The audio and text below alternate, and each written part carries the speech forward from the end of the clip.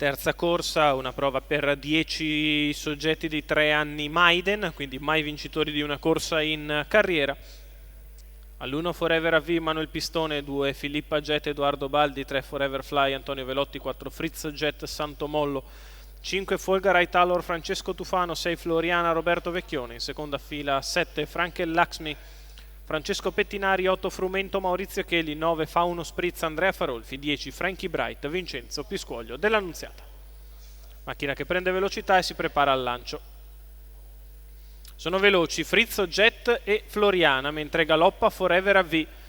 All'interno anche Filippa Jet. Passa Frizzo Jet all'imbocco della prima curva, squalificato, che prende l'iniziativa nei confronti di Filippa Jet.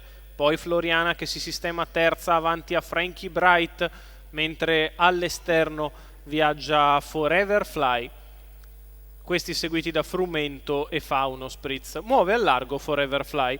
Dopo un 14,8 per i primi 200 metri avanza con decisione Antonio Velotti, che si porta al salchi del leader Frizzo Jet, il quale ha passato in 37 i primi 400 metri di corsa.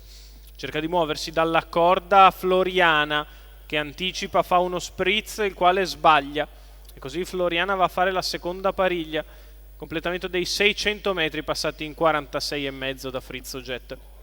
Passaggio davanti alle tribune, Frizzo Jet al comando, di fuori Forever Fly, in corda Filippa Jet, poi Floriana, quindi Frankie Bright, poi Frumento, quindi Folgarite Allor. Il giro se ne va in 1:1:8 con Frizzo Jet che prosegue nel suo percorso d'avanguardia nei confronti di Forever Fly, sempre proteso al suo esterno.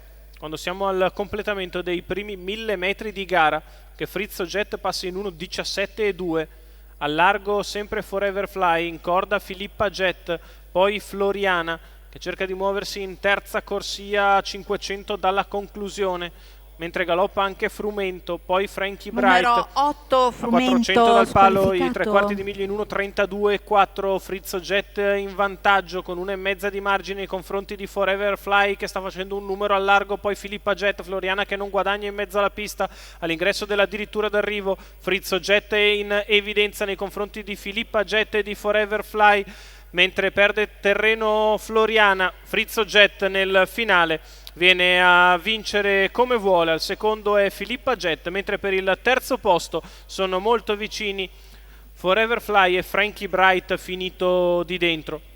Vittoria di Frizzo Jet in percorso di testa, Santo Mollo per il training di Tiberio Ceceri, colori della Union Perfect. Percorso di testa vincente per il figlio di Wishing Stone e Uptown Kronos alla seconda corsa in carriera dopo la rottura del debutto. Coglie subito la prima affermazione, corre diligentemente al secondo Filippa Jet, mentre per il terzo Frankie Bright di dentro brucia Forever Fly, che ha corso molto bene al largo.